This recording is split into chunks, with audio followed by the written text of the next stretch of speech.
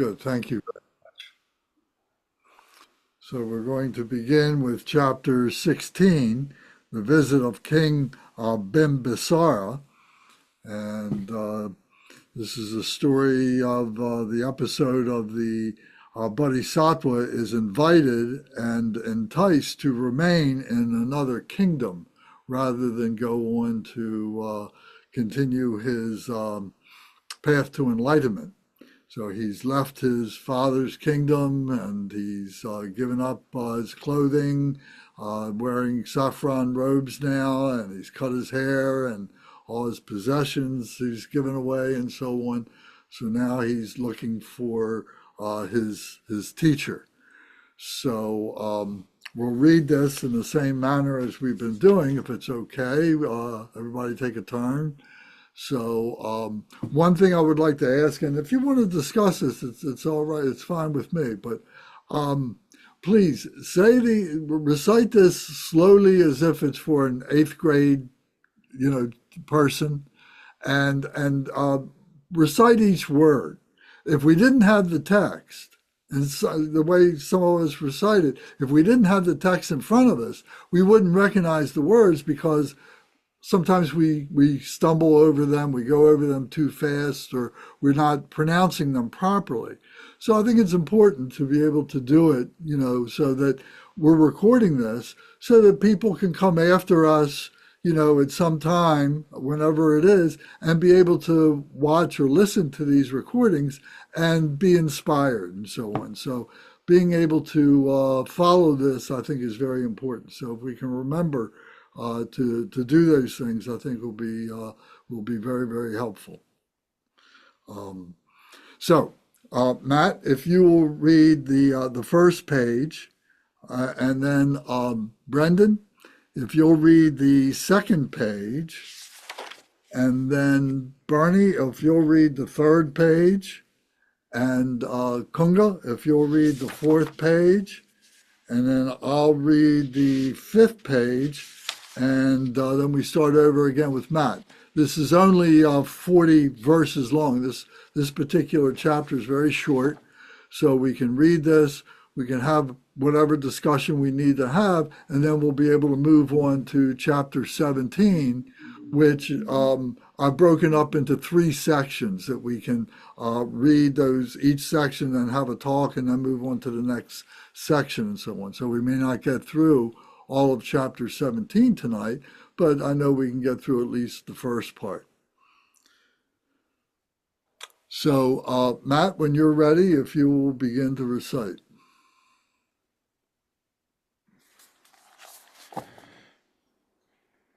The visit of King Bimbisara. Monks, through the blessing of the Bodhisattva, Shanda told King Sudanana, Sakya Princess Gopa, the retinue of consorts, and everyone else among the Sakyas what had happened in order to alleviate their suffering. Monks, the Bodhisattva first gave his silken robes to a god in the form of a hunter, and then he donned the hunter's saffron-colored robes. He adopted the lifestyle of a renunciant in order to act in agreement with the perception of worldly people, and also because he felt compassion for others and wished to mature them. The Bodhisattva then went to the hermitage of a Brahmin woman called Saki. The woman invited the Bodhisattva to stay and have a meal. Next, the Bodhisattva went to the hermitage of a Brahmin woman called Padma, who also invited the Bodhisattva to stay for a meal. Later, he went to the hermitage of a sagely priest called Raivata, who offered the Bodhisattva hospitality in the same way. Likewise, Rajaka, the son of Datramandika, also invited him as a guest.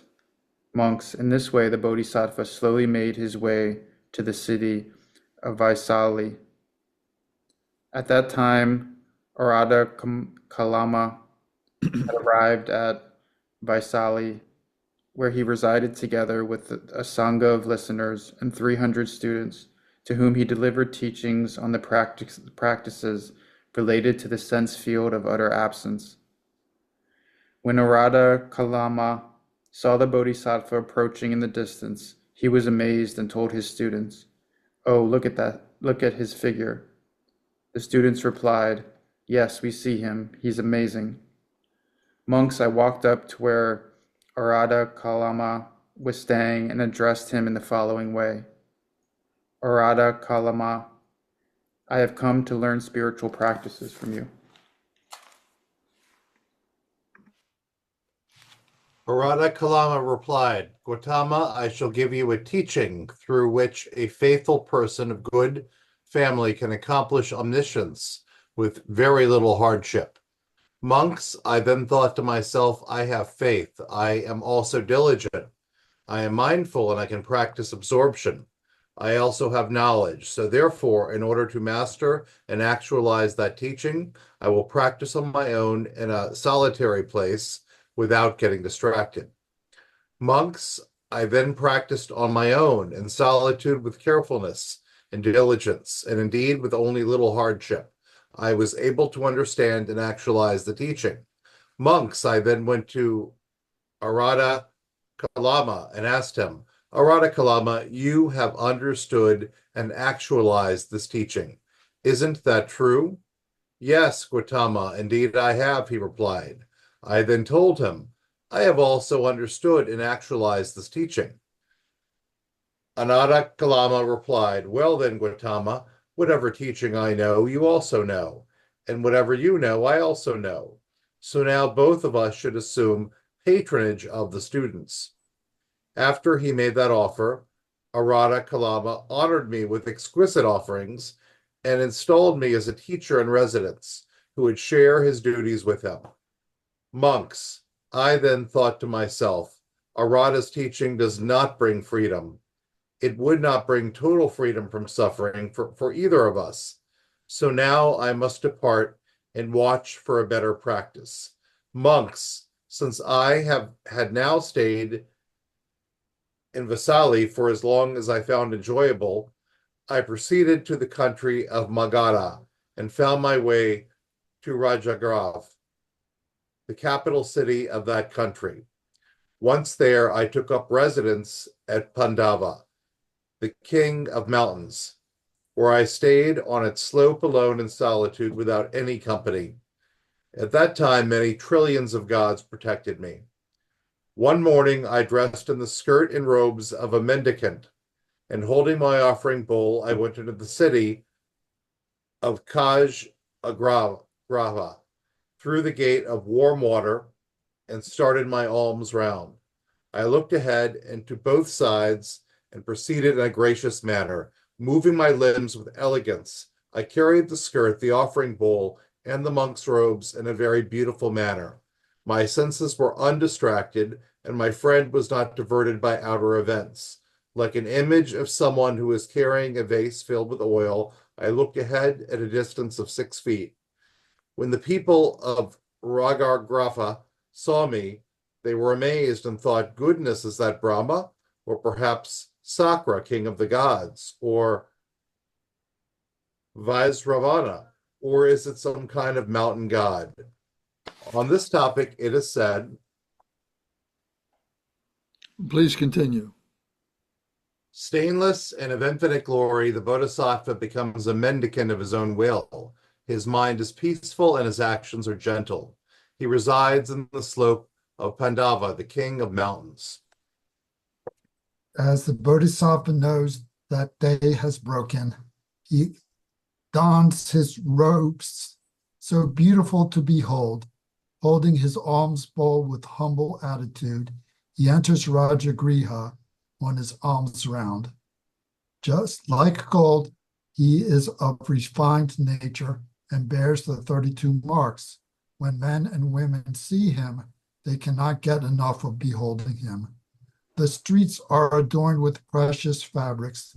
People move out of the way only to follow behind him. They ask, who is that being who we have never seen before, and whose luster makes the whole city shine? Thousands of women stand on their roofs and in their doorways and windows. Filling the street, they leave their houses empty. Dropping all other tasks, they only stare at this perfect man. All business and shopping comes to an end. Even those in the bars stop drinking. They cannot stay in their houses or in the streets as they behold the form of this perfect man. Quickly, one man runs to the palace and joyfully relates the story to King Bimbisara. It seems that Brahma himself is doing alms round in your city. Your Majesty, you are most fortunate. Some people say to the king that it is Shakra, king of the gods. Others say it is a god from the heaven, free from strife. Others say that it is a god from the heaven of joy, or the heavens of delighting in emanations. Others suggest that it is a god from the heaven of making use of others' emanations. There are some who say that it is Surya or Chandra. Some say it is Rahu, Bali, or Vimachitri. Still others are saying he lives on Pandava, the king of mountains. As the king hears these reports, he is overjoyed and comes to his balcony. There he sees the perfect being, the Bodhisattva, who shines with beauty like well-refined gold. King Bimbisara gives the Bodhisattva some alms and tells his men, find out where he goes.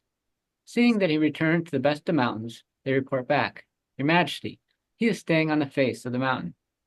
Knowing that the night has passed, King Bimbisara, surrounded by a large retinue, arrives at the root of Pandava, the king of mountains, and sees that the mountain is ablaze in glory. He dismounts from his chariot and proceeds on foot. With great devotion he beholds the Bodhisattva, sitting cross-legged on a cushion of grass, immutable like the central mountain. The king touches his head to the Bodhisattva's feet. As they discuss many issues, the king says, I will give you half my kingdom. Enjoy the sense pleasures here. I will give you all you need. The Bodhisattva replies in soft words, Ruler of this land, may your life be long. I have already discarded a beautiful kingdom and become a monk, in order to search for peace with no expectations for the future. The king of Mahagadra responds to the Bodhisattva, You are young and in the prime of life. You have beautiful complexion and you are strong. Let me offer you much wealth and many women. Please stay in my kingdom and enjoy yourself. When I see you, I am filled with supreme joy. Please be my friend and I will give you my entire kingdom. Please enjoy its abundant pleasures. Please do not stay in the empty forest. From now on, please do not sit on grass on the ground. Your body is so young and fresh, so please stay in my kingdom and enjoy yourself. The Bodhisattva replies in a gentle voice, with love and concern for the king's welfare. King, may fortune always be with you. I do not seek desirable objects. Desire is like poison and has endless faults. It pushes beings into hell and the realms of hungry spirits and animals. Ignoble desires are condemned by the wise ones. I have abandoned desires like putrid snot. Desires fall like fruit from trees. They pass like clouds and rain. Unstable and fleeting, they never move like the wind. Unstable and fleeting, they move like the wind. They destroy everything that is good and should be avoided. If people don't get what they want, their desires burn. But even if they do get what they want, it is never enough.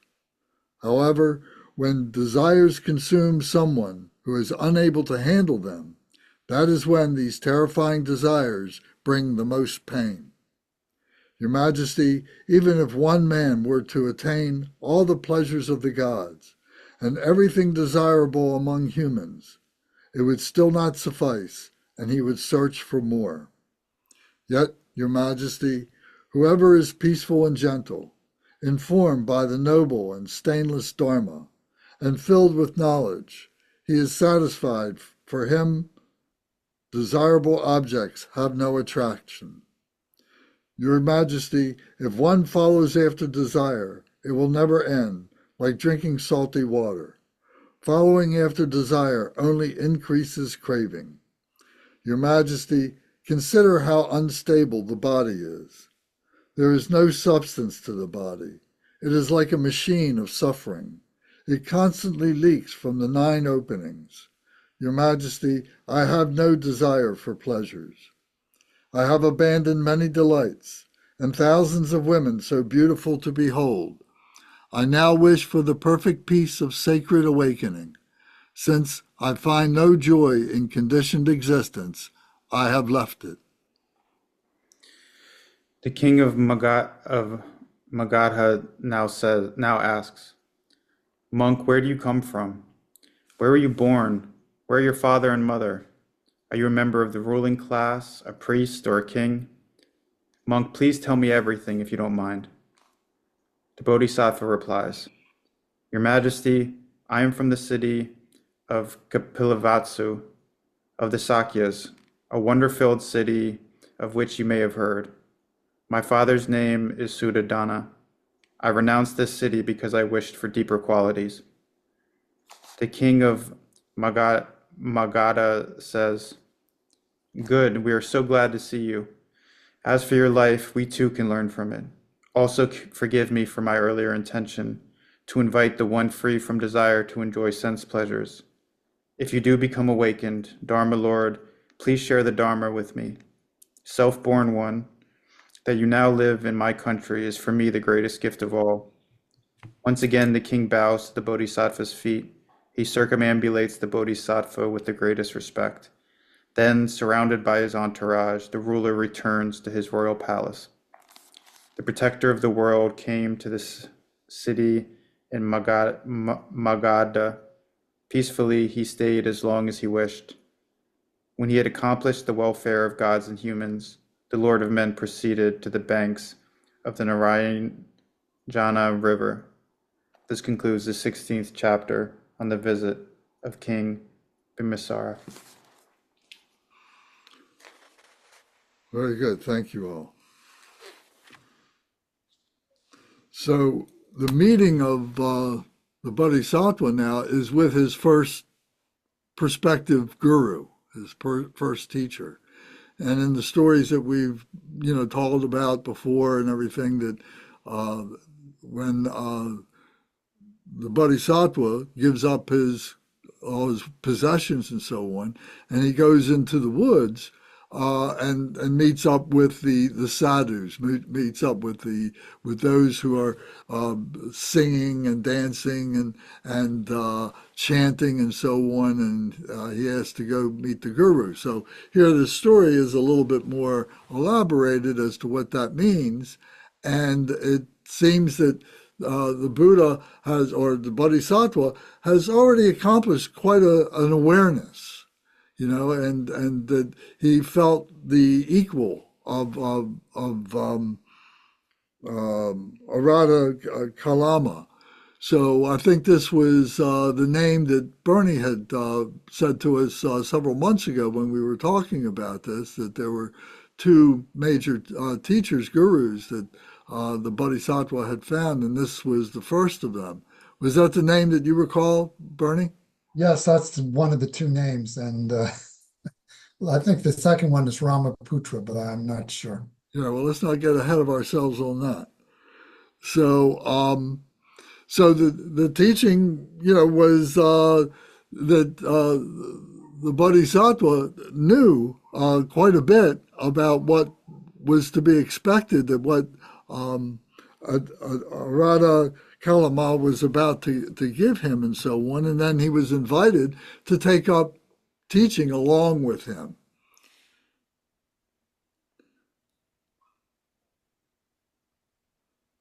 Does anybody have any comments about this? What do you think about this?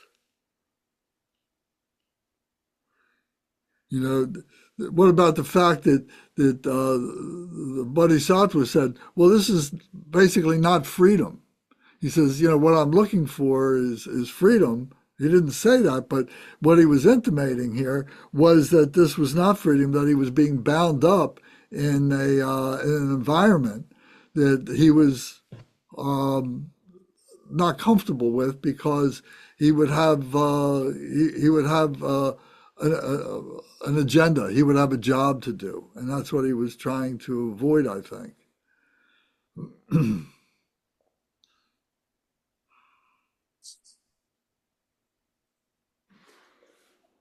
Yeah, I think it just speaks to there's a lot of um, like high stakes states that can be reached through meditation practice, and particularly through the absorptions and the jhanas that can be very I don't know, otherworldly almost, or blissful, or these kind of things, but that but that it isn't freedom.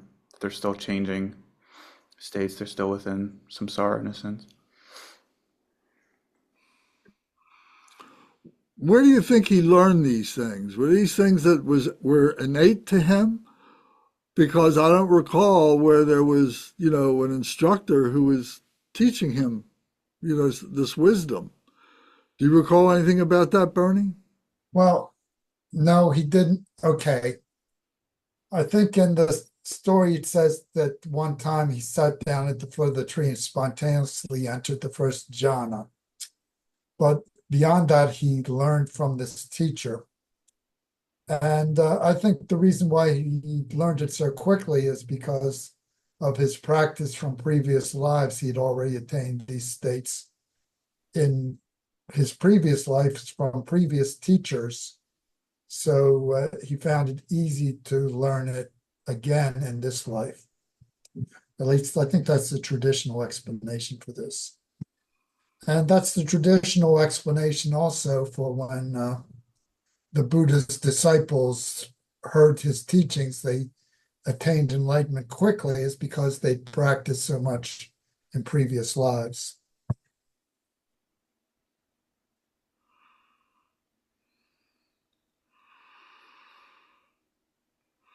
Okay, thank you. So then, continuing the story, many of the people of Rajgriha seem to be thinking that the Bodhisattva is a god, someone with these, great abilities of what he's talking about, that he's the Bodhisattva becomes a mendicant of his own will. His mind is peaceful and his actions are gentle. He resides on the slope of Pandava, the king of mountains. So he's kind of behaving like what they would expect a god to behave like.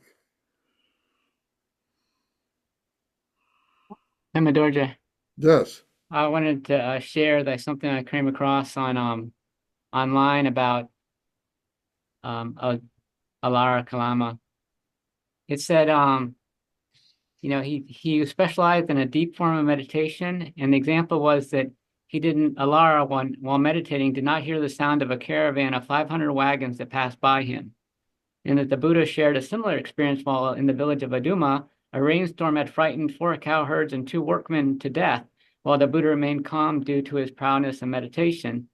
And since the Buddha learned about Alara Kalama, he went to learn from him about that, how to maintain, I guess, that deeper level of meditation. That's all it really says. It says it calls it the Dhyanic state of sphere of nothingness, which I think is what's also said in our text. And then it just says, he learned quickly, and then he couldn't learn anything else from him after he invited him to teach with him. Very good. Thank you. Yes.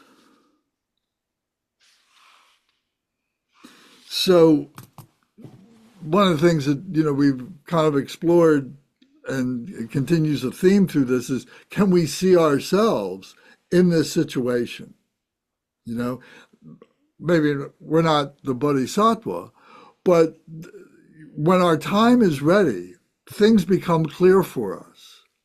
And this, I think, is part of the story of the Bodhisattva in this Plain Full Sutra, that his time was ready. So he was prepared for these things from prior lives and so on. So can you relate to that? Do you feel that? Do you feel that, you've reached a level where you've kind of gone past the possibility of corruption? Maybe not to be completely pure, but to know that you're on a path, and it may not be completely clear, but you're on this path and nothing can shake you from this path. Anybody want to comment on that?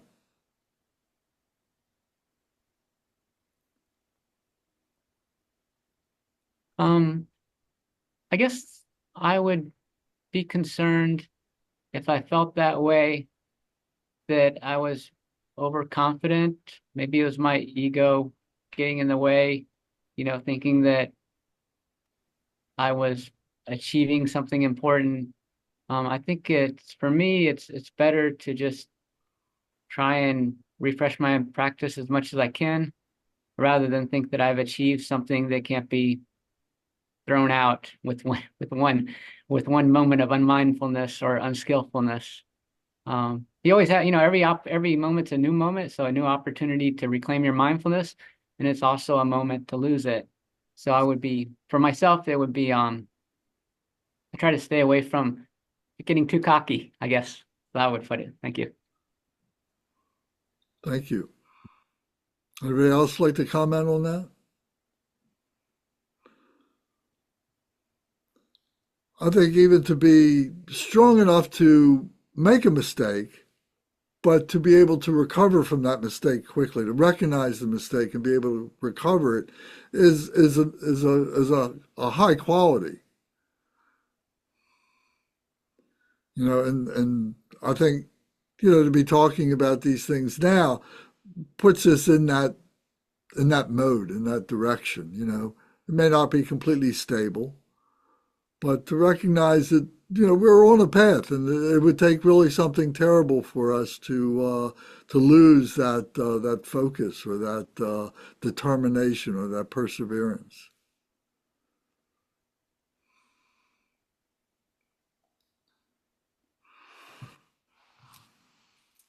I certainly think it's possible for me to get knocked off the path, for sure. Where I am right now, it's what's kind of happened to me in the past, more or less. Never completely gone, but that's one reason why it's very valuable for me to be here with you all tonight, to have these kind of grounding, these things that kind of ground me in my path and my dharmic practice, and keeping it as something that's a focus in my life. But I definitely could feel the possibility or risk of getting knocked off of the path and getting caught up in the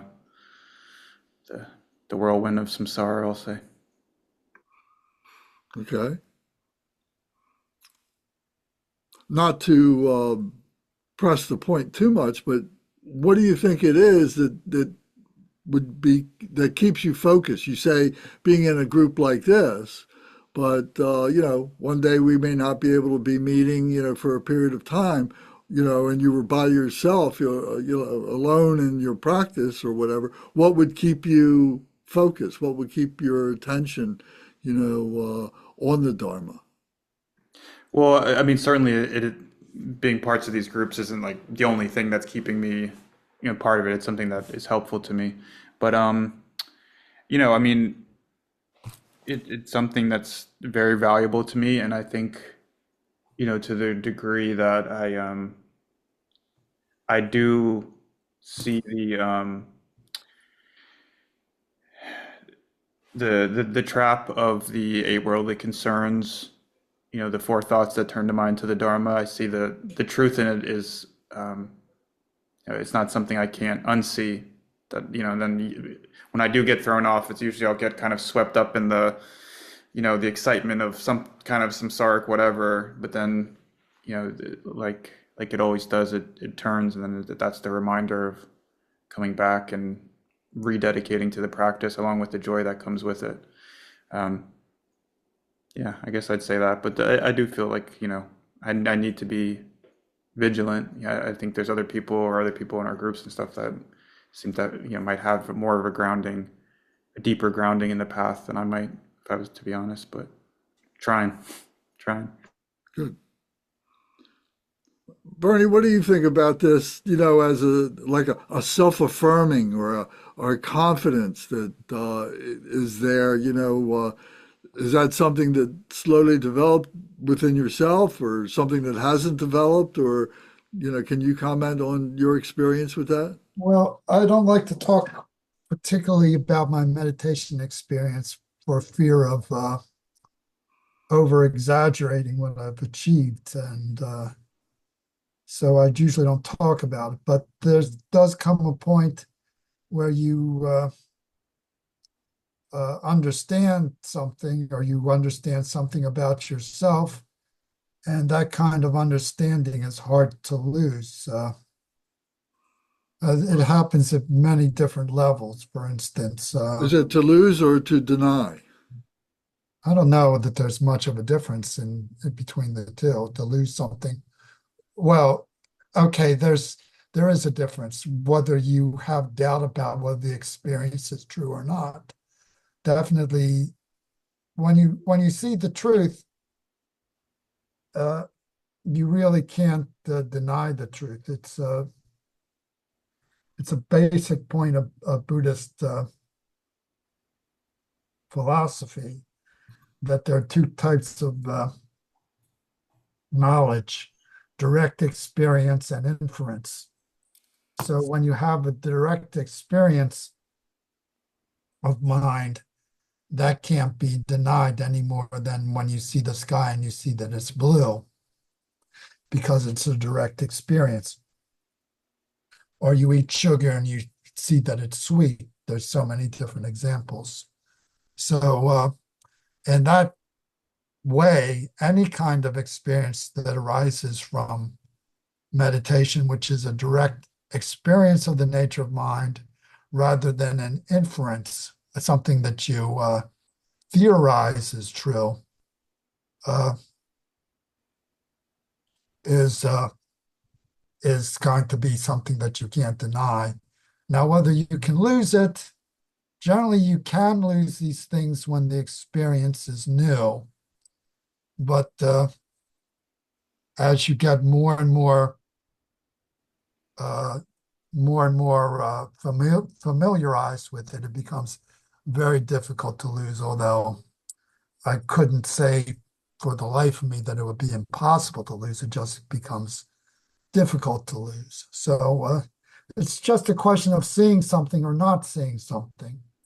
And as I said, from the standpoint of Buddhism, it's always talking about direct experience rather than just theoretical or philosophical knowledge. So in that sense, the experiences that arise during meditation, if they're genuine, can't be negated or denied or refuted. They're kind of self-validating in the same way that seeing that the sky is blue or sugar is sweet are self-validating.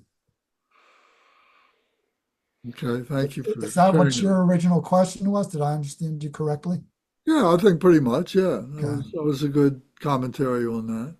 So, I'm trying to, get some personal experience, everybody to share something with that. Brendan, you had turned your microphone on, and then what were you Well, I did, but I'm always thrilled to hear what Bernie has to say. So that was a treat. thinking? Uh, Well, he's thrilled to hear what you say.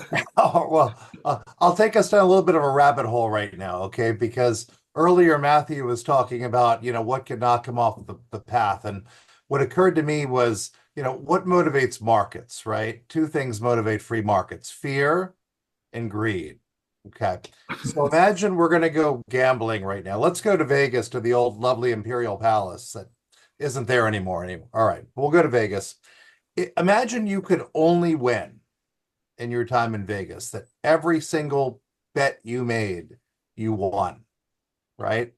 And it would be very easy to get all on the wrong path, right? But really, we know that life is not like that. You can win and you can lose. And I think as long as we understand that there is samsara, we can lose, that, to me, the reality of losing brings us to the Dharma path, because we don't live in a world without samsara.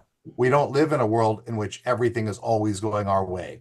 And I've got to confess that the whole night I've been fascinated, just fixated on Sutras 16.31 through 16.33. Your Majesty, if one follows after desire, it will never end, like drinking salty water. So even if we were on that winning streak that never ended, right? Would it really make us happy? No, it would be like drinking salty water. And there's Eric Burden in War, right? Lance, he's with the animals before with War, right? Eric Burden. Eric Burden, yes. Eric Burden said, I imagined I was in this place with every kind of girl, right? And could see all of them. You know that song, Spill the Wine, right? Right. And I have abandoned many delights and thousands of women so beautiful to behold.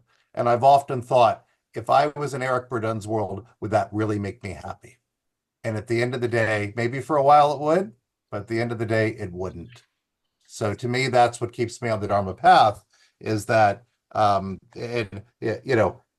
there is no substance to the body. It is like a machine of suffering. So those are some of the concepts I've been pondering tonight, is that we need to understand the truth of samsara and how it really is. And so, sorry if I took us down a rabbit hole. I hope that was helpful. No, it's very good. And I think one thing that you said I thought was interesting, where you go to Las Vegas or whatever and you can't lose, it's being caught in that pleasure realm that the gods are caught in. And they don't know that they're caught in it, until the time comes when their life begins to wane, finally, after all these eons and eons of time that they live and everything, and a new god appears, and the old gods are abandoned and so on. And then they fall prey to the realization that there were so many opportunities for them to practice compassion that they completely ignored.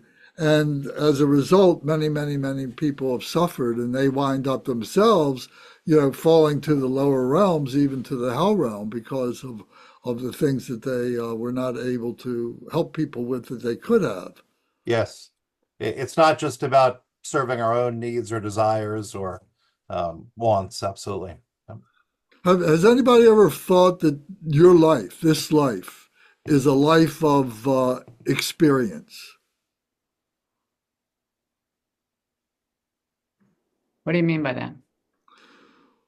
Well, that's something, I remember as a kid, and I would do something, or my father would get on me about it, and I say, well, it's another experience. I eliminated another possibility of, confusion or whatever in my life. It was another experience. I looked at everything as an experience. And I guess I still do to some degree. Yeah, what else could it be? Well, for me, I agree. What else could it be? But there are lots of people who don't have that degree of critical thinking, I think. No, it's a very nice kind of growth mindset to have, to view mistakes or failures in that way that you're talking about. Especially if you take responsibility for, falling to the causes and the conditions that precipitated the experience. Because really that's what the teaching is. How to protect yourself, for lack of a better word, how to guide yourself. Because isn't that, what this whole thing is about, you being on the path, and we tread the path virtually alone, but we have all the Dharma to guide us, but nobody can take our place, being on the path. So I think someone mentioned vigilance. Did you mention vigilance, Amadorja? Might have, or Bernie I had might have. So I had a quote about vigilance I wanted to share. This is from the Dhammapada. Be vigilant and go beyond death. If you lack vigilance, you will never escape death. Those who strive earnestly go beyond death. Those who do not never come to life. The wise understand this and rejoice in the wisdom of the noble ones. Meditating earnestly, striving for nirvana, they attain the highest happiness and freedom. I thought that just came to mind when we were talking about this. No, it's very good. And there is an endurance to be able to, withstand, the ocean of suffering and to endure, what those vicissitudes are as they arise, and not be swallowed up by them, not to be corrupted by them, not to be pulled back by them, to endure, and to be able to maintain the nirvana to whatever degree we can. And that's where I think the consistency of practice is so important. Almost like with an athlete where they're going through a cold streak or something, where you're falling back on the practice and on the repetitions and that kind of thing. That was a very nice quote about the vigilance from the Dhammapada. And while I'm already talking, I think about what Brendan was saying. I think the real important thing is to not, I was saying for myself, I guess, but it is to stay equally dedicated to the path when when we are winning, which can be tougher, I think. For myself can be a bit tougher. When things are, when samsara is working out for me better, I tend to kind of like my practice kind of starts to loosen up a little bit at times, or, but that's my own stuff. Well, that's good you bring it up. And what can we do? What do we learn from the Dharma to protect us from that? What technique is there? I think the reflection on death and impermanence is a good antidote for me. Well, I'm thinking of, when you get that, that pridefulness, that, oh, I've been successful. And then you begin to loosen up. But, how do you bridge that gap? How do you keep yourself from loosening up? What is it that keeps you in that mode of progress? Because it is a progressive path. We could say that. So, what is the answer to that? What do you think? There is an answer. For me specifically, you mean? For any, yeah. What is the Dharma answer for that? What is the Dharma answer? Well, I mean, two things that come to mind for me since I'm already unmuted. One is what you were saying before about experience, and then just the maturing with experience of seeing how things play out over and over again. And we're all, maybe I'm more on the hard-headed end of things, where it's like I need to see this not work out, or how this thing plays out, this treadmill plays out enough times where it starts to lose its allure. But even when winning, there's more balance to it, and like what Bernie had talked about as well with himself, where it's like this real dedication to the practice, where it's like I'm going to practice, and I'm practice amount of time, rain, sun or shine, whatever, that I think is important too. And also what's coming to mind for me is like the focus on other people, the compassion for other people, I think is a good antidote, because it also brings a certain joy to it as well, which is also a something to keep on the path, or helps to keep the mind focused. Anybody else like to comment on that?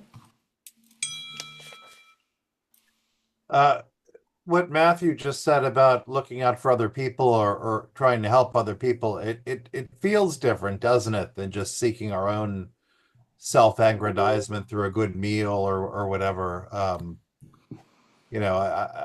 look at my kids and my daughter, who's now in college, and seeing her doing her thing in college, and just how it's a different feeling of wanting the best for her own good, versus wanting, what would just bring me, going to Outback or whatever.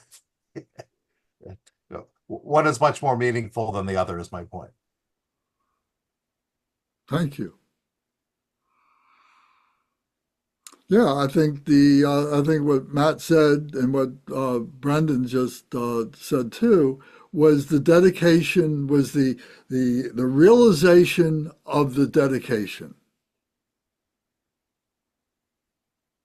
That's what keeps us pure. That's what keeps us on the tracks. That's what keeps us moving. If we're doing it selfishly, we may stay in that mode. We still may be moving forward and everything, but it doesn't have the same degree of clarity as it does if you're doing it for the benefit of others.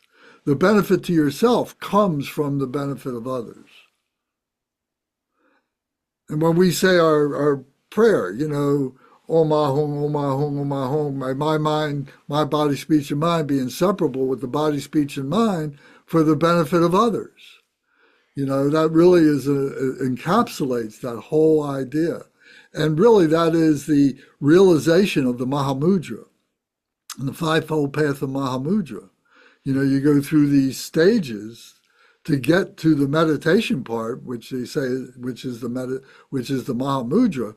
But then the realization of that meditation is doing it for the benefit of others. That's what saves us.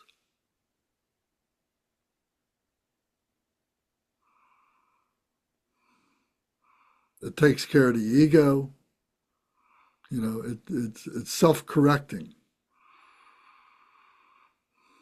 Lance, is it the case that in the teachings, particularly like the Mahayana and Vajrayana teachings, that said that the dedication and faith comes from the exposure to the mind of the teacher, to the guru?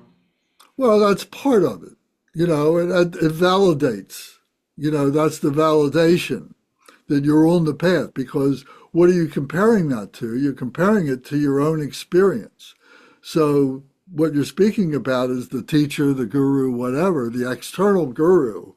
Before you, and you're trying to match up, you know, my body, speech, and mind become inseparable with the body, speech, and mind of all the enlightened ones.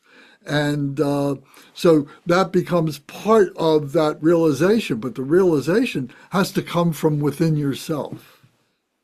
Oh, You know, yeah. it has to be your cognizance. It has to be, and your embodiment. You see that you are the embodiment of that. And when you realize that, it can never be taken away from you. You can't lose it. You know, you've crossed over and cut through and crossed over.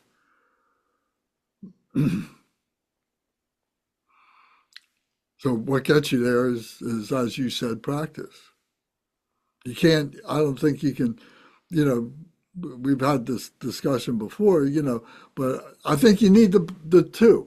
You can't think your way through it, and you can't do it unless you have some thoughts to carry you through it, to support your way through it. They go together. It's two sides of the same hand.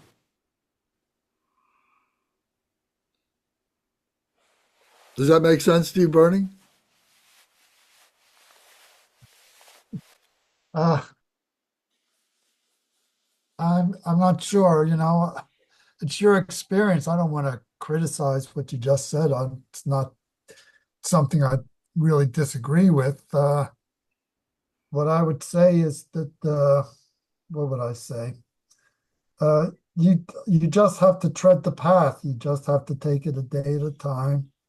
And I always say, well, I don't always say, but I think it to myself, the most important thing you've got to have when you practice is you've got to be honest with yourself, because a lot of people just lie to themselves about their motivation and all sorts of things and make themselves out to be a better person than they actually are.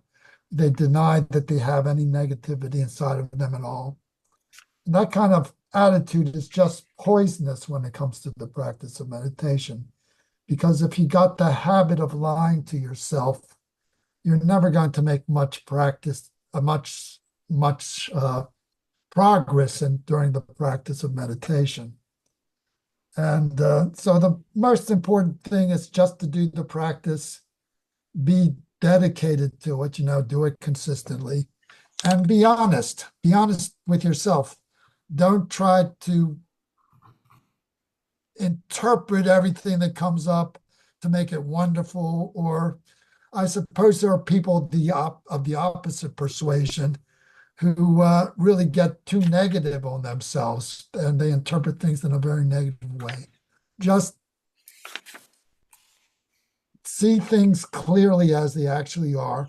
Don't be too positive. Don't try to turn everything into a positive experience or turn everything into a negative experience. In terms of turning things into a positive experience, any kind of change that happens in the practice of meditation, sometimes people take it to be, oh, this is the sign of something wonderful.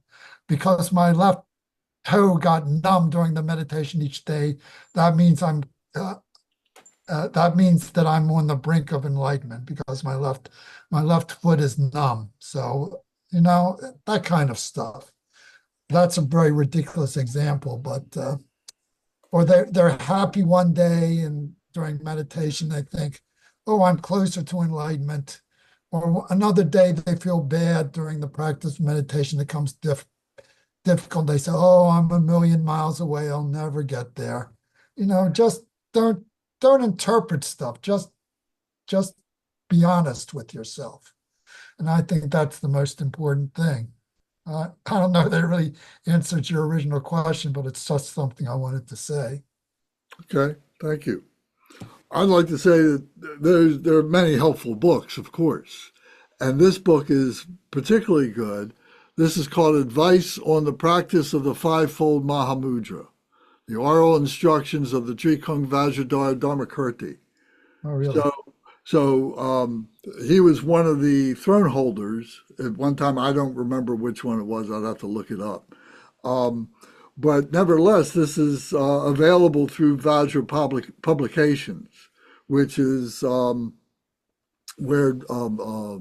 Kenshin Rinpoche, most of his books are on that site and so on. But it goes through and it's talking about, the advice of the practice of Fivefold Mahamudra. It's not delineating all the details of the Mahamudra, but it's giving you, how to practice it. So it's a companion book that would go along with, your other studies and other books that you might have. But it's a great inspiration. I read this many, many years ago. I didn't understand it, but I got kernels out of it. I got something out of it each time I read it. And then at one point, all of a sudden, it all kind of fit together. I kind of began to see how that all comes together. And so you can look at these things as inspiration points or as how to develop your aspiration, how to develop your dedication, and so on like that. So this is a very, very, very helpful book. What's the name of it again, Lance? I want to look it up on Amazon. You probably won't find it there. You can try, but it's likely to be on the Vajra publication site. Okay, actually, Vajra Pub, I think it is, or Vajra Publication. And it's called The Oral Instructions of Drikung Vajradhara Dharmakirti. So what I can do, I can take a picture of it and put it in the WhatsApp or something. Thank you. I'd appreciate that. I actually don't really want to buy anything on Amazon right now, but I shouldn't go there, so I won't. But anyway. Right. Okay. Does anybody else, welcome, Zara, how are you tonight? Okay, so does anybody else have any other comments? Let me see, did we finish up with this? I'd just like to skip to the point on 16.36, where the king realizes, because the Bodhisattva explained to him, what his mission is, more or less, and the king apologizes to him and said, that we all can learn from you, and the king bows to the Bodhisattva's feet. He circumambulates the Bodhisattva with the greatest respect, and so on like that. So these kinds of things, I just want to point out something also, and this is what the Nundro is particularly good at. And the first phase of the Nundro is the prostrations, the refuge prostrations, because we as human beings, but particularly because we're Western people, that we have these aversions to these supplications, to these bowings, to doing these things. But these things are devices that help us to cut through our ego and to be able to take in the practices and the prayers and so on, by doing these things and recognizing teachers and having great respect for them, where you bow to them and so on. Some of us, every time we speak, we bow and so on like that. And it's a very important feature. And I think this book goes into it a little bit, about, humbling oneself and the things that we do to do that, and how important they are, because it's cutting through the ego. And the ego is so ubiquitous in our lives, that we're imprinting ourselves all the time on everything that happens. And what we're trying to do is to cut through that to get to a namelessness, where we don't exist anymore. It sounds very radical, but at the same time, that's what we're doing. When we drop our body, Lance is gone. Brendan is gone. Matt is gone. Kunga is gone. Bernie's gone. Zara's gone. What do we become at that point? How do you name energy? So anyway, this is helpful in that way too. So here the king himself is apologizing and is supplicating himself to the Bodhisattva.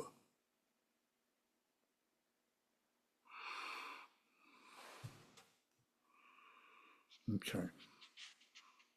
Any other comments?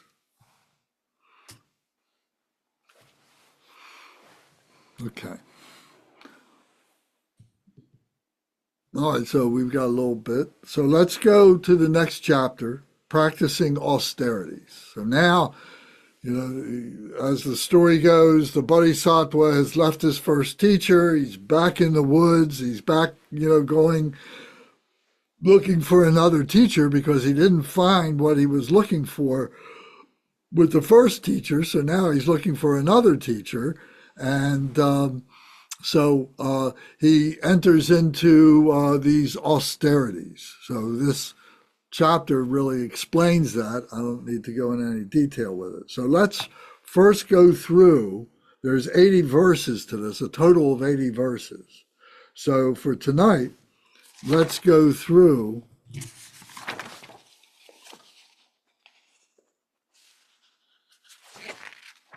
just to 7.11. Let's read these few pages and then come back and discuss it. So you'll see why, if you haven't read these already, you'll see why, because this is his next encounter with his next teacher and so on. So we left off with, Matt read the first bit and then left off. So Brendan, you would be next. So if you will read the first page of chapter 17. Chapter 17, practicing. Wait a minute, let me finish. All right, certainly. Please, yeah. So Brendan is next, and then Bernie is after Brendan, and then Kunga is after Bernie, and then let me see, it's 1, 2, 3, 4. So then, Zara, would you like to read tonight?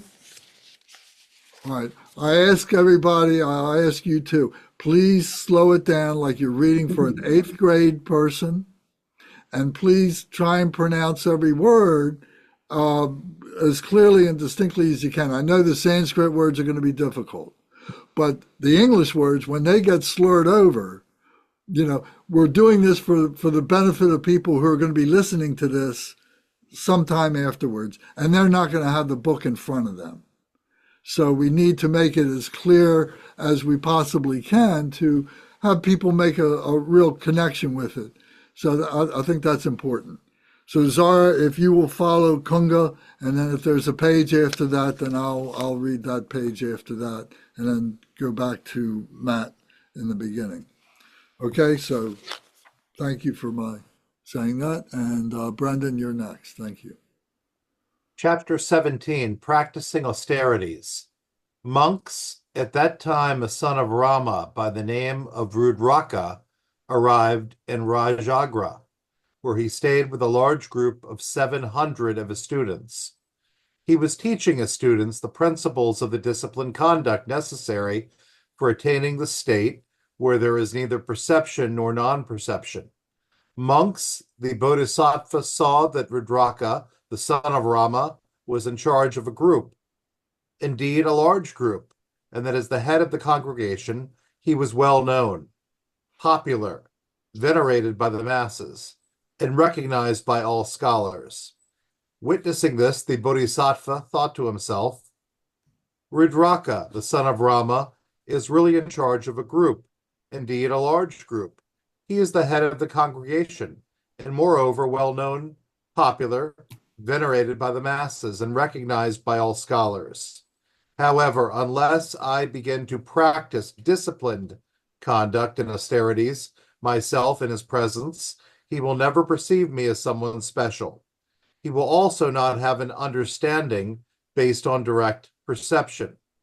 In this way, he will never renounce his concentration, absorption, and states of equilibrium, which are fabricated, defiled, and perpetuating. Therefore, I must first actualize these experiences myself. In that way, I can demonstrate that his worldly absorptions, which are limited to concentration and which only support states of equilibrium, do not carry a result. I will go to Rudraka, the son of Rama, and become accepted as his student in order to demonstrate the superiority of the qualities of my own absorption. I will demonstrate to him that fabricated absorptions are pointless. Monks, with this purpose in mind, the Bodhisattva went to see Rudraka, the son of Rama. When he met Rudraka, the Bodhisattva asked, "My friend, who is your teacher? Who taught you so well?"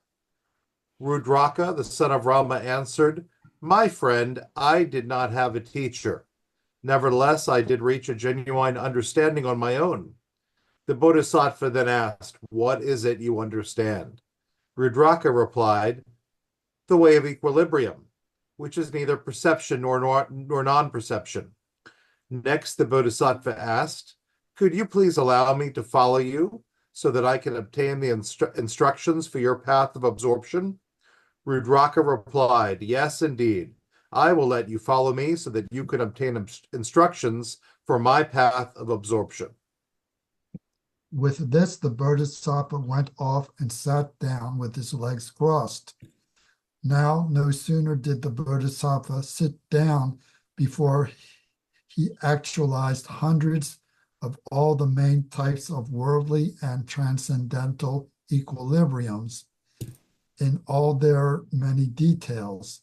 The reason he could do this was because he had become a master of his own mind, possessing a superior accumulation of merit and wisdom, a special fruition of all his previous trainings, and a distinctive familiarity with all absorptions. At that point, the Bodhisattva arose from his seat, mindful and attentive, and went off to see Rudraka, the son of Rama. He then addressed him, "My friend, is there any higher path than the state of neither perception nor non-perception?" "No," Rudraka replied. The Bodhisattva then thought to himself, Rudraka is not the only one who has faith, diligence, mindfulness, concentration, and wisdom. I also am faithful, diligent, mindful, concentrated, and wise. He therefore addressed Rudraka with these words, "My friend, I have now understood the teaching in which you are adept."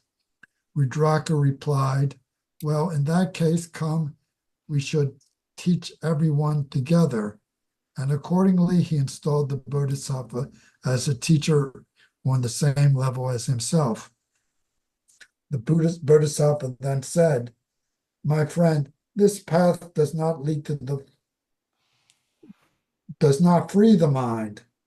Neither does it free one from attachment. It also does not lead to cessation or peace. It does not bring higher knowledge, nor does it lead to complete awakening. If one does not make a mendicant or a priest and does not lead to nirvana." Monks, in this way, the Bodhisattva made up his mind regarding Rudraka, the son of Rama, and his followers. He left them saying, "This is enough. I am leaving." At that point, there were 5 ascetic companions who were learning religious practices under the guidance of Rudraka, the son of Rama. They thought to themselves, "Even though we have tried and persisted for so long to live by, for a long time to live by this way, we have not been able to realize our own goal. Yet the mendicant Gautama was able to realize it and manifest it through little hardship, and now he doesn't want it. Surely he must be searching for something even higher than that. Surely he will become a teacher of all the world. Whatever he is about to discover, he will probably share it with us." And with that, the 5 ascetic compounds left Rudraka, the son of Rama, to follow the Bodhisattva instead. Monks, by that point, the Bodhisattva had remained in Rajagara for as long as he wanted. And now he left together with the 5 ascetic companions in order to wander through the kingdom of Magda. Somewhere on the road between Rajagara and Gaya, they met a group of people who were enjoying a feast. This group called out to the Bodhisattva and the 5 ascetic companions and invited them to sit down and participate in the feast. Monks, afterward, the Bodhisattva proceeded through Magadha and eventually arrived at Gaya. At the peak of Mount Gaya, the Bodhisattva stayed in order to apply himself to strenuous practice. As he was staying there, 3 parables that he had never previously heard or thought of came to his mind. What were these 3? First, he thought, there are some monks and priests who are unable to separate their mind and body from the objects of their desire. Instead, they delight in those objects and feel attached to them, long for them, wish for them, strive for them, crave and thirst for them, become senseless for them, and are burned by them. This striving after the objects of desire never brings peace. They further harm themselves and torment their bodies and end up with intense and unbearable feelings of suffering. Therefore, in doing so, they become incapable of actualizing the noble wisdom vision that is superior to any human teaching. This is like a person who tries in vain to create a fire in order to make light by rubbing together 2 wet pieces of wood that have been submerged in water. He would not be able to produce fire and make light. This is the same as the monks and priests who are unable to separate their mind and body from the objects of their desire. They delight in these objects and feel attached to them, long for them, wish for them, strive for them, crave and thirst for them, become senseless for them, and are burned by them. This striving after the objects of desire never brings peace. They further harm themselves and torment their bodies and end up with intense and unbearable feelings of sufferings. Therefore, in doing so, they become incapable of actualizing the noble wisdom vision that is superior to any human teaching. This was the first example that he had never thought of or heard of that came to the Bodhisattva's mind. Second, he continued to think, there are also monks and priests who have separated their mind and body from the objects of their desire. Still, they delight in those objects and feel attached to them, long for them, wish for them, strive for them, crave and thirst for them, become senseless for them, and are burned by them. This striving after the objects of desire never brings peace. They further harm themselves and torment their bodies and end up with intense and unbearable feelings of suffering. Therefore, in doing so, they become incapable of actualizing the noble wisdom vision that is superior to any human teaching. This is like a person who tries in vain to create a fire in order to make light. by placing a wet piece of wood on the ground and rubbing another wet piece of wood against it. He will be unable to produce fire and make light. This is the same as some monks and priests who have separated their mind and body from the objects of their desire. They delight in those objects and feel attached to them, long for them, wish for them, strive for them, become senseless for them, and crave for them to the extent that they never find peace. In this way, they harm themselves and torment their bodies and end up with intense and unbearable feelings of suffering as if being burned.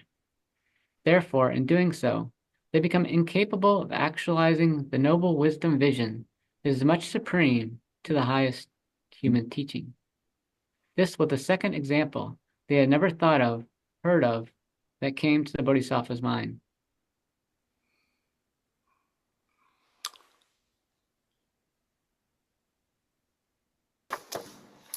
Third, he thought, there are also other monks and priests who have separated their mind and body from the objects of their desire. Although they also delight in those objects and feel attached to them, long for them and wish for them, strive for them, crave and thirst for them, and become senseless for them, they do find peace. Although they do harm themselves and torment their bodies and end up with intense and unbearable feelings of suffering, in doing so, they become capable of actualizing the noble wisdom vision that is superior to human teaching. They are like a person who wishes to create a fire in order to make light, and therefore places a dry piece of wood on the ground and rubs another dry piece of wood against it. For such a person, the fire will ignite and light will shine. This is how there are also other monks and priests who have separated their mind and body from the objects of their desire. Although they also delight in those objects and feel attached to them, long for them, wish for them, strive for them, crave and thirst for them, and become senseless for them, they do find peace. Although they do harm themselves and torment their bodies and end up with intense unbearable feelings of suffering, as if being burned, in doing so, they become capable of actualizing their noble wisdom vision that is much supreme to the highest human teaching. This was the third example he'd never thought or heard of that came to the Bodhisattva's mind. Please read the next verse. Monks, then the Bodhisattva thought to himself, I have also separated my body from the objects of desire. Although I also delight in those objects and feel attached to them, long for them, wish for them, strive for them, crave and thirst for them, and become senseless for them, I do nevertheless find peace, although I do harm myself and torment my body and end up with intense and unbearable feelings of suffering, as if being burned. In doing so, I have become capable of actualizing the noble wisdom vision that is such supreme to the highest human teaching. Thank you. So there's quite a bit in this section here. So there's the five friends and meeting the Rudraka, and then the three parables. So would anybody like to begin a conversation about any of this? My head is spinning reading this in a good way. It's beautiful because he repeats the same thing over and over again. Although they also delight in those objects and feel attached to them, long for them, wish for them, strive for them, crave and thirst for them, and become senseless for them, they do find peace. I mean, it's this is why we're here, really. I mean, this is the essence of it, in my opinion, and it's worth repeating over and over again. And then the Bodhisattva himself says that he himself does this, but he has still been able to find peace. So that's my comments. Very good. Yeah, so this is the Rudraka, and the group there is teaching the austerities. That the Bodhisattva hasn't experienced this yet. He hasn't been denied anything, and he hasn't denied himself anything, really. You know, what he has been more or less innate. We talked about that, you know, earlier tonight. We talked about, you know, what he brought with him, you know, from prior lives or whatever, and now it's something that he's got to work for.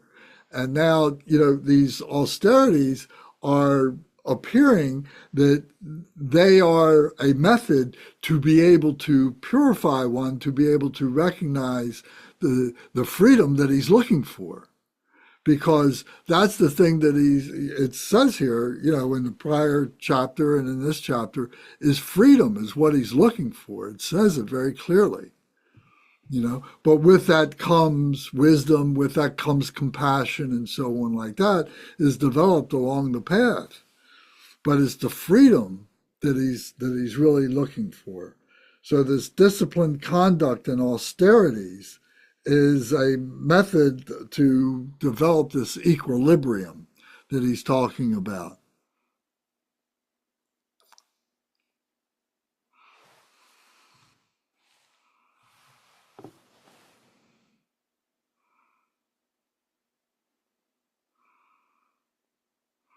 Anybody have any other comments on this? I got to say, I read this 4, 5, 6 times over the course of 2 or 3 days, each day reading it several times to really get the essence of what was being said here.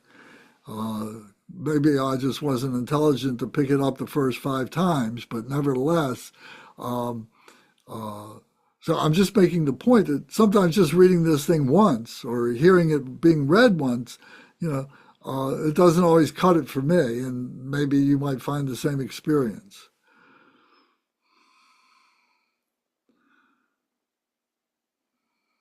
I've spoke too much tonight, but I'll just end my comments by saying, repeated over and over again, they do find peace. They do find peace. And then the Bodhisattva says, I do nevertheless find peace. So I think that's another, isn't that what we're really after is peace? And there's so many things that the world likes, and, you know, the excitement of a sporting event or something, and the, you know, the screaming and but really what we're looking for is peace, if we're being honest with ourselves. Yeah, peace is a word that helps to identify, you know, that freedom, that there's no contention. There's just peacefulness. There's joy.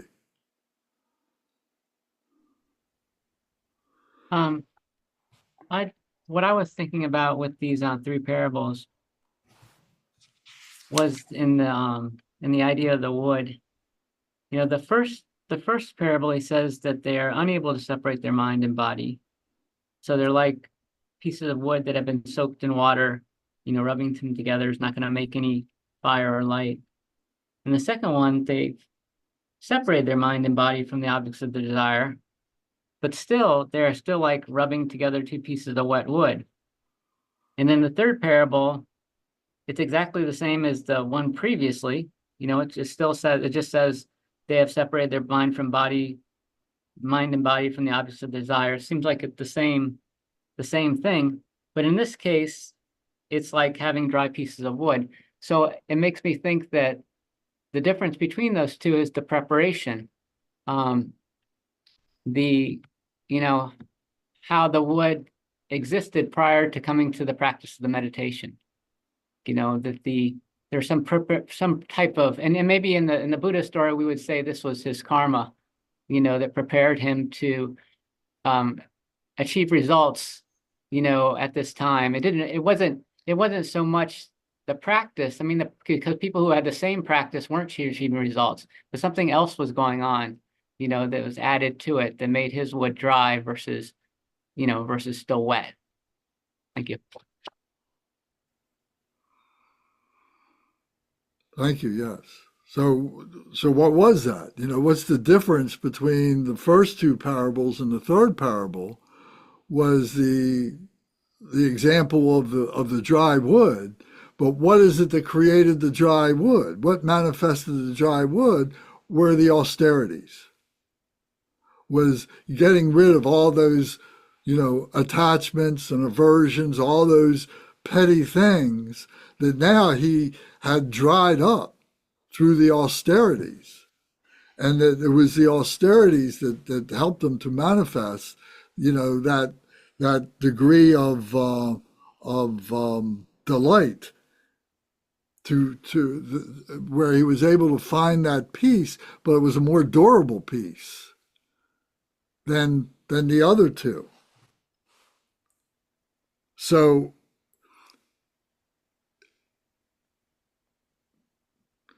could he have done that without the asceticism? Becomes a question.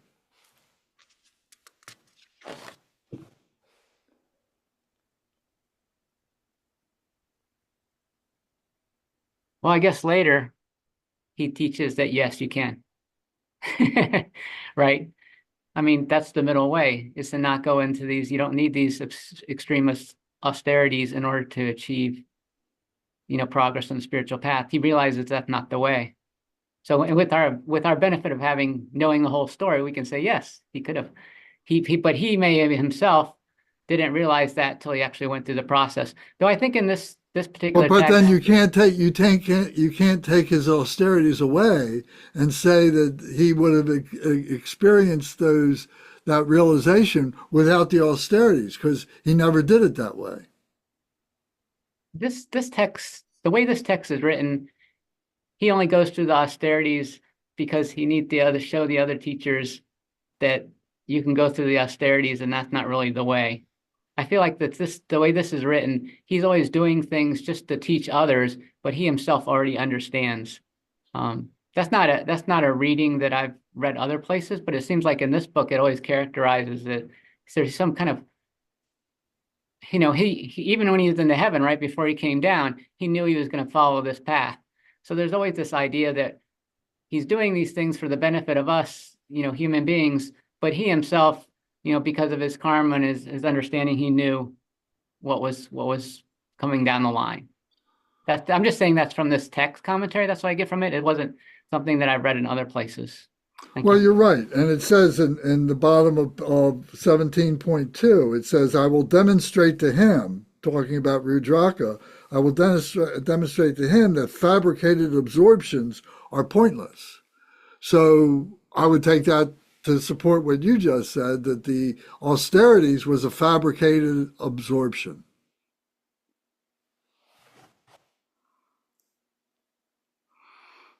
But again, I still think he's speaking from a point of having experienced it, and you can never take that away. Once you have it, you can't say that you would get to the same point without it, because he's already experienced it. So are there examples of people, and I certainly don't know myself, people who have experienced, this degree of realization by not doing these things, by not practicing some form of austerities, be it Zen or be it Vajrayana or whatever mode of practice that they've engaged in. Is that a necessary ingredient to tame the mind? Yes. It's the middle way, right? Otherwise, you just go the other way and it's all about your appetites, which leads you down a bad path as well. Konga, you got a thought on that? Well, I guess we have to think about what level of austerity. I think that abstaining from activating our senses, overacting our senses, the more we can do that, the more it's going to create less difficulty in training our mind. Like, the fewer distractions we're bringing in through our eyes and our ears and our mind by what we're consuming through those organs is going to make it easier to settle our mind.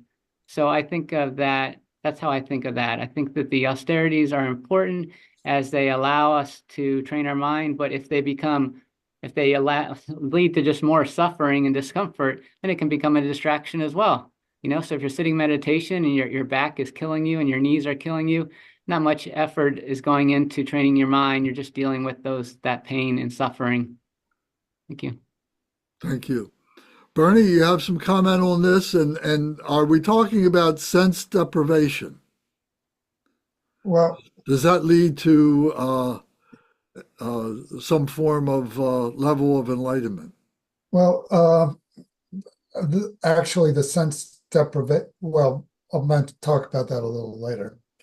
But generally, you only can do what you can do. And especially in today's world, where asking people to set down their cell phone for an hour is really a major accomplishment. It's difficult to get people to practice anything which could be remotely referred to as austerities in the traditional sense. So I can only repeat what Kempo Carter said once and made sense to me. He says, the practice of renunciation is like a person who is wearing a heavy coat when the weather gets warm.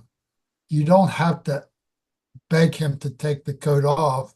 When the weather gets warm, he's naturally going to take his coat off. In the same way, when we practice, we realize the senselessness of a lot of the things that we used to engage our minds, and we're no longer attracted to them.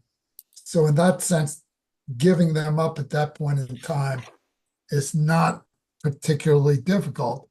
We realize they don't make sense anymore. They never did. And they were just a waste of time. So it becomes easy to give them up. So for people of today, I would not recommend anybody go off and perform heroic acts of self-denial. Although for some people of strong determination, it's actually possible, because that kind of thing can really feed your ego just as well. You can, well, meditation can for the same reason. You can get very successful at giving things up and say, wow, I'm really a great practitioner. Just look at me, at all the things that I've renounced. I'm living in a cave now. And I don't even have a cell phone plan. So therefore, I'm the king of renunciants. So that kind of thing is easier to fall into than you think. So it makes sense to realize first that there was never any point in doing the things that we are attached to. They never brought us any true happiness or joy. They merely just occupied our mind for a certain period of time without making us any more peaceful or happy. And when you come to that realization, you think, well, of course I'm going to give it up. Everyone should give it up, because it doesn't make any sense. It's like when you're a kid, you love to eat candy, and the sweeter it was, the more you liked it. Now that you're an adult, probably your tastes have changed, and you're not scarfing down candy bars every hour of the day. Not because you've got any kind of sense of renunciation, it's because you're no longer attracted to that kind of thing. Your tastes are more sophisticated. So that was the first thing. And I've forgotten already the second point. Well, let's stay with this, and I'd like to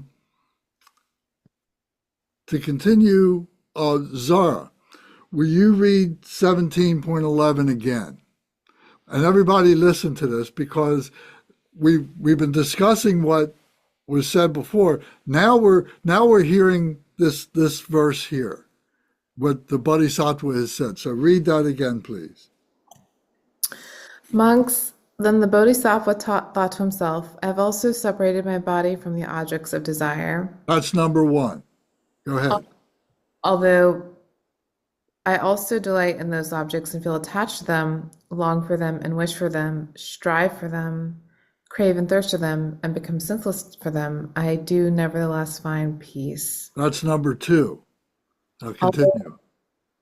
Although I do harm myself and torment my body and end up with intense and unbearable feelings of suffering, as if being burned, in doing so I've become capable of actualizing the noble wisdom vision that is much supreme to the highest human teaching. And that's number three. So he's saying, if I interpret this correctly, that this was a part of the process. Well, I'm not so sure.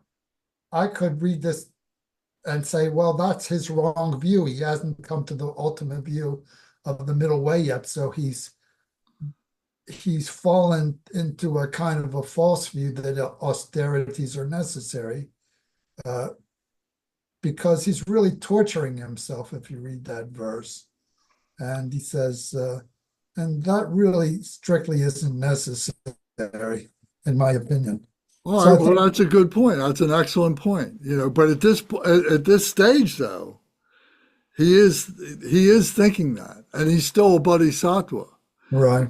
He's not a perfectly realized Buddha at this point. So so you make that you bring that home to that point, and that's what Kunga, I think, was saying too. But that was based on prior to this, and I'm just trying to hone in on how important at this time this practice was to him. It's like the God who's winning all the time and doesn't realize that he's doing harm to himself. Um, He's taking the winning for granted. I wanted to make a comment. Brendan had talked about the repetition, in this particular section where he repeats the same formula regarding saying unable they are delight in those objects, feel attached to them, long for them, wish for them, strive for them, crave and thirst for them.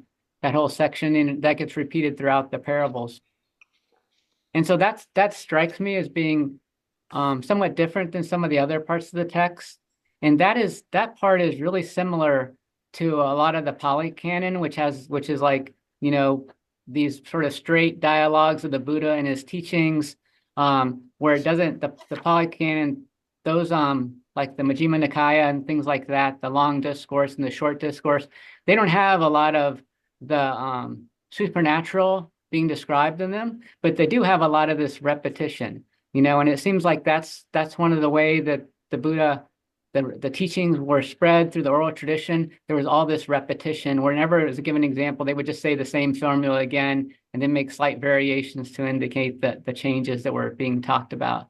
So for me, that was just interesting, and that maybe thinking about where different parts of the scripture came from and what parts seem like more Mahayana culture in origin, because they have all this divinity and heavens and deities represented, versus the more of these like sort of Pali texts that don't really have that aspect as strong, but have more of this repetition going on.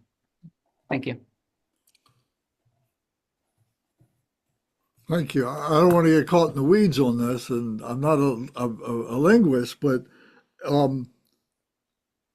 is this a technique that they use in the language to refrain from using pronouns and words, in other words, to make it much more precise? So there's no ambiguity as to, well, what is he talking about there when he says it or them or they or something like that? Instead, they're repeating it over and over again as a means to be precise. And one of the things that they do, I don't think Bernie knows this much better than I do. They don't have like adverbs, but they'll repeat a word over and over again or twice, and to strengthen it, to give it the word very, very compassionate. They'll say compassionate, or something like that, to stress the power of the meaning of that particular word. That's actually a feature of the Pali language, which is, of course, the Theravada scriptures. And they'll, rather to strengthen a word, they'll repeat it twice.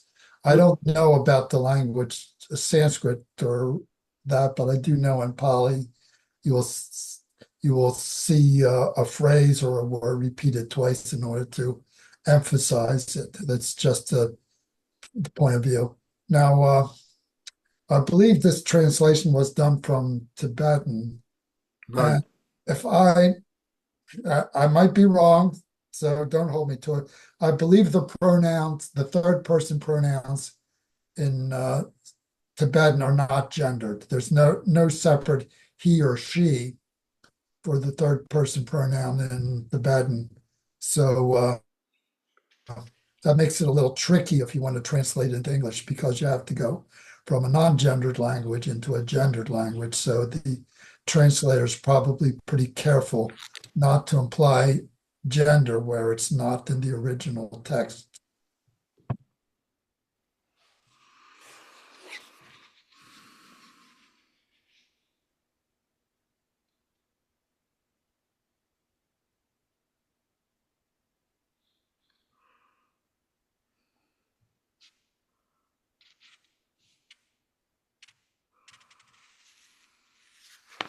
Well, there's not enough time to go into the next section, but if there's more discussion on what we've just read, speak right up, or do you think we've exhausted this enough?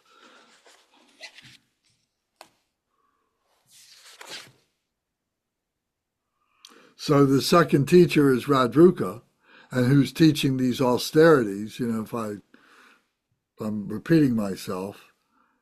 And Rudraka says in 17.4, he says that there's no greater teaching than this. And right away, the Bodhisattva says, oh, wait a minute, you just disqualified yourself, and then he goes on into his talk about freedom, and this wasn't freedom. This didn't lead to freedom. It did lead to a degree of being on the path, but it wasn't the freedom that he's looking for.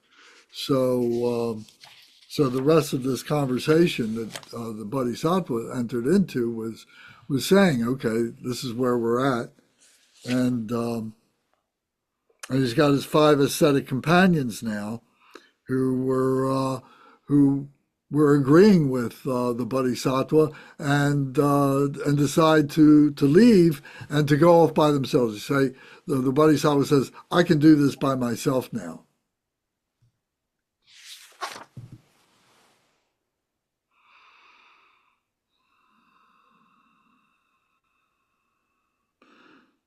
So I was Raja, I was I'm sorry. thinking that the perception, the jhana that he talked about, neither perception or non-perception. I don't think that's the last jhana, right? There's like a couple. Is that number 2 or something?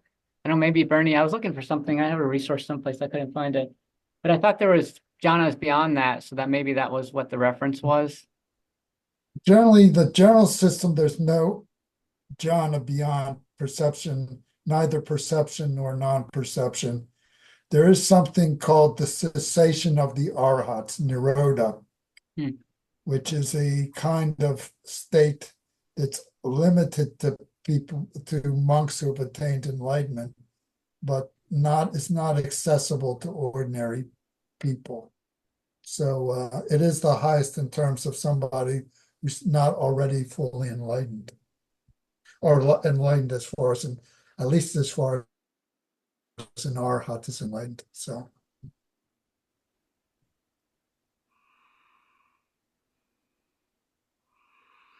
So all this was taking place outside or around Rajagriha, and isn't that where Vulture Peak is?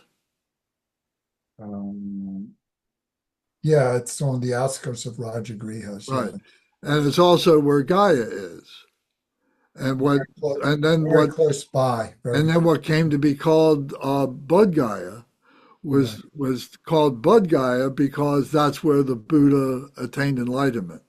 So what he's about to do is to leave with the 5 friends and going off into the hills of Gaia and to seek enlightenment and to go through, greater austerities. So as we continue with this chapter, we'll see how that develops.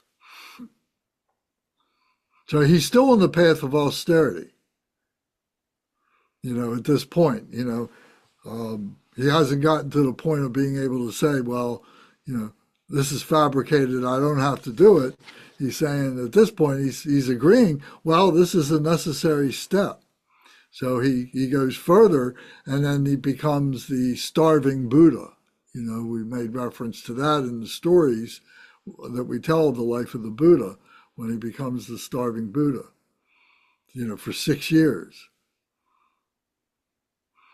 And then ultimately then he leaves that and comes down into the valley and so on. So we'll read that next time.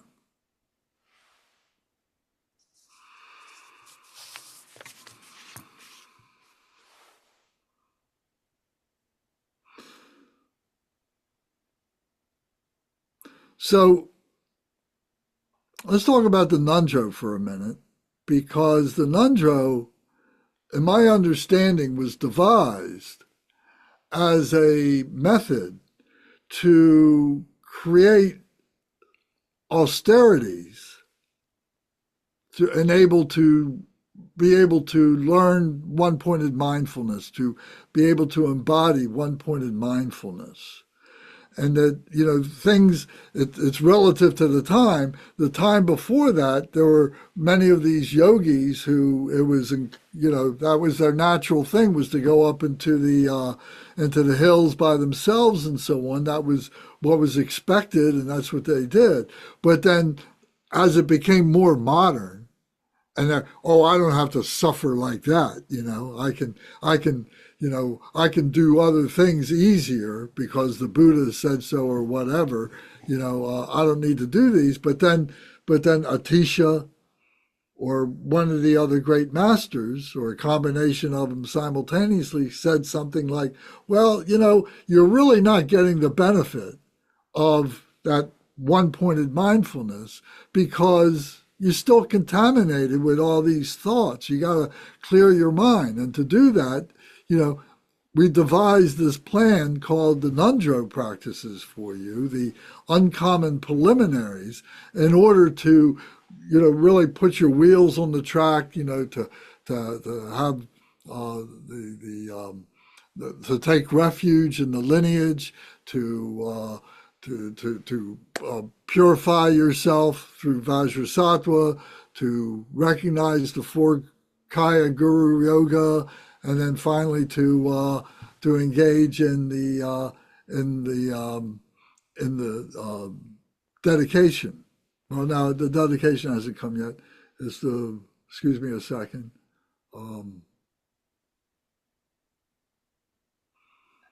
I think you're right. It's dedication. Okay. I blew my own mind there for a minute. So anyhow, so Bernie, or anybody else, Kunga, are you familiar enough with this, or Zara, have you heard any Drupan talk about this? What was the creation, if you will, of the Nundro practices? Never heard a good explanation of where it originally came from. So sorry, that's one gap in my education. I know it goes back at least as far as Marpa, but as for, You say it goes back to Marpa? at least that far back, but where it originally came from, I really can't say. Zara, you're shaking your head. Oh, I'm agreeing with Barney. I know it, like Marpa, like at least that far back is correct. I'm not sure the exact timeline, like where it became a set of, like a package, if you will, to attain enlightenment. In one lifetime. I don't know. Well, I always remember that. I always remember that it had something to do with Atisha, but maybe I'm wrong. No, I think you're right. Atisha was involved. You're right. You're correct. Well, that would be a different lineage then altogether. So, Why? Well, that was Kagyu lineage. That was the formation of the Kagyu, wasn't it? That well, was Karma. Atisha was Karma Kagyu, but no, it was Kagyu. Atisha was Kadampa tradition, and Gampopa brought the Kadampa tradition into the Kagyu because he was originally a Kadampa monk. So he combined like the two traditions. So the Kadampa, some of the Kadampa teachings came into the Kagyu when Gampopa came along. So Well, the dates I've got, Atisha was 982 to yeah, 1055. Well, So, sure. But I'm and then saying, and Marpa was 1012 to 1097. So he was a good 50 years or so after Atisha first appeared. yeah, but they were still separate traditions at that point in time. Wasn't it all Kagyu? So no, no, no, no. Atisha was never a Kagyu teacher. He would never be considered a Kagyu teacher. He was the founder of the Kadampa tradition. So I thought that came out of the Kagyu. no, what happened was there originally were two separate traditions that were unified into the Kagyu by Gampopa. Gampopa brought the Kadampa teachings into the Kagyu tradition at that particular point, which would, of course, be two generations after Marpa. So it would be Milarepa and then Gampopa. So yeah, I mean, it might be that both traditions practiced the Nundro in slightly different forms, and they unified the two Nundro because each tradition has their own separate Nundro practices. They're slightly different. I know when the Karma Kagyu comes, the text that they practice now comes from the ninth Karmapa. I can't be sure where the Drikung Kagyu was originally codified and the one that we do today, but there was Nundro even before that. It just kept evolving until it got to that particular point. So I believe I think it was. Well, I don't know for sure. My memory gets hazy at this point. Well, let me ask you this. How meaningful was the Nundro practice to you?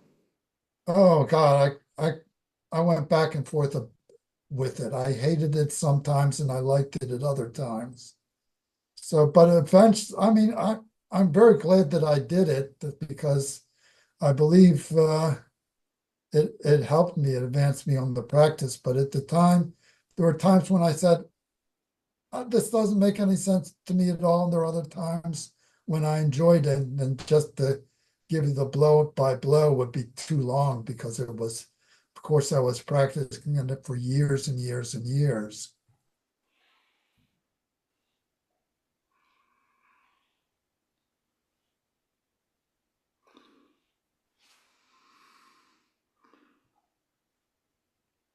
Well, I haven't been shy about saying that, for me, it was always, it was a mandala offering. That's what I was forgetting.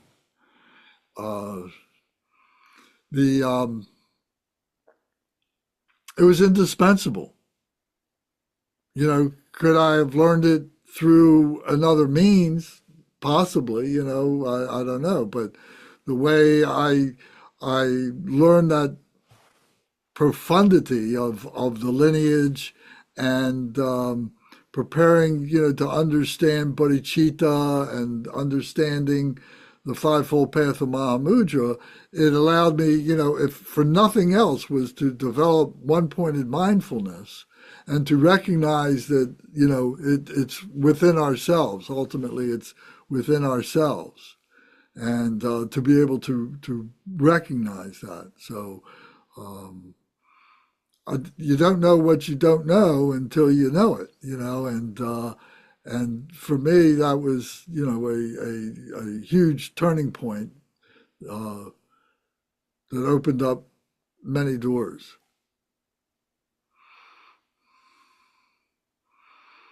So do we have to go off into, Bodhgaya and go off into the mountains and do it and so on like that?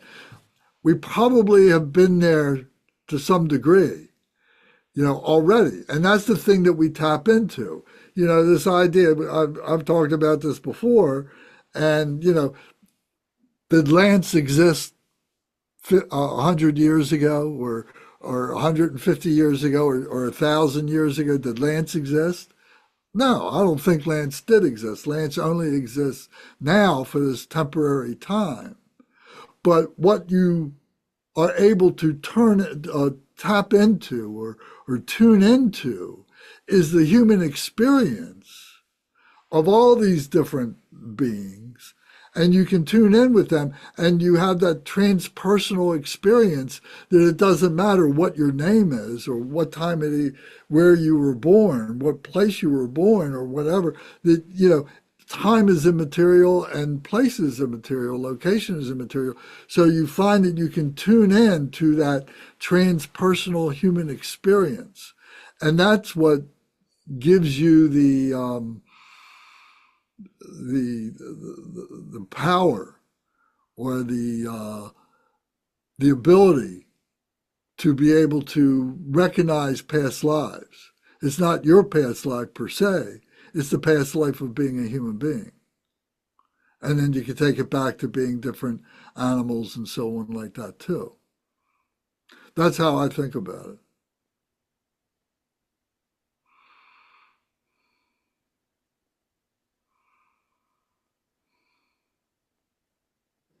Thank you, Lance, for the moderating this conversation. You're doing a great job. Well, thank you very much. All right. Well, unless anybody else has, oh, look at what time it is. All right. Well, we managed to do that. All right. Very good. Any last thoughts then? Okay. Bernie, would you do the dedication, please? Okay, let me find it in the book.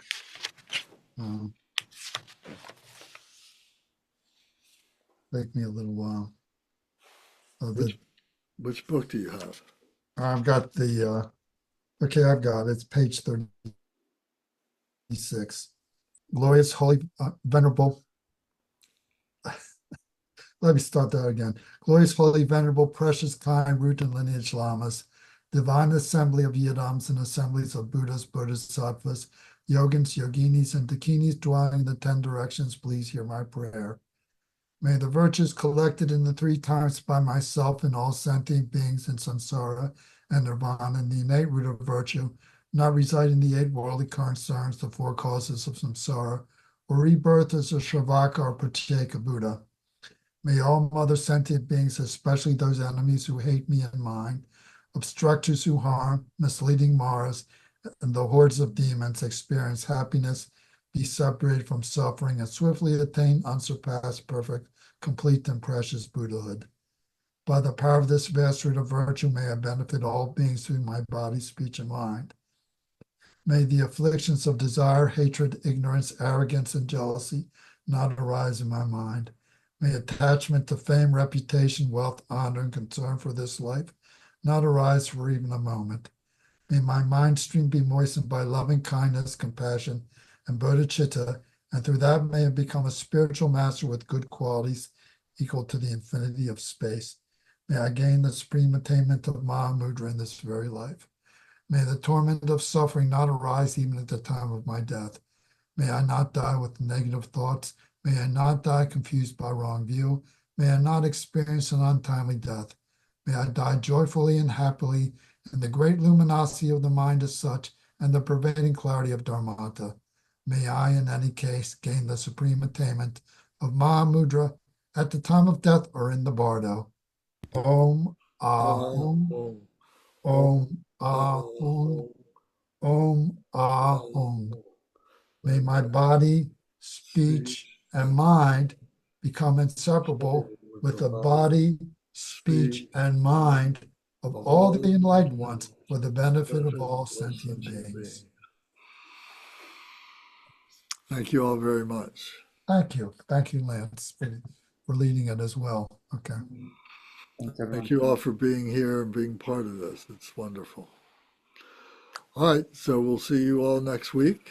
Thank you. Have a good week. Good night. Good night, everyone. Okay, good night.